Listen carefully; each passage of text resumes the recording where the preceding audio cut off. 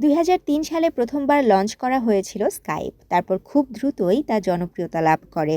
তখন video calling platform মানেই ছিল স্কাইপ, কিন্তু সেই জনপ্রিয়তা ছিল কয়েক বছর আগ পর্যন্ত। একের পর এক মেসেজিং প্ল্যাটফর্ম জায়গা করে নিয়েছে স্কাইপের।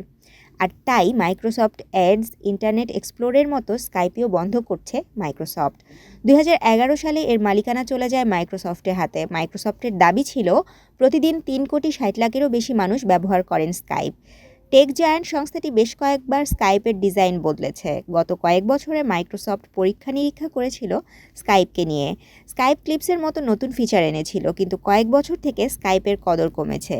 তাই সংস্থার পক্ষ থেকে জানানো হয়েছে যে আগামী ৫ই মে থেকে এই স্কাইপ অ্যাপ্লিকেশনে আর কাজ করা যাবে না। একটি আনুষ্ঠানিক বিবৃতি জারি করে স্কাইপ জানিয়েছে, আমাদের বিনামূল্যের ভোক্তা সংযোগের অফারগুলোকে স্ট্রিমলাইন করার জন্য এবং যাতে আমরা গ্রাহকের চাহিদার সঙ্গে আরও খাপ খাইয়ে নিতে পারি।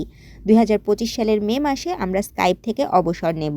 সংস্থাটি আরও জোর দিয়ে জানিয়েছে, এখন যে গ্রাহকরা স্কাইপ ব্যবহার করছেন তাদের মাইক্রোসফট টিমসে স্থানান্তরিত করা হবে, এমনকি তাদের ডেটাও স্থানান্তরিত করে দেওয়া হবে। তাশরিফা তৃষা, তরঙ্গ টিভি, ঢাকা।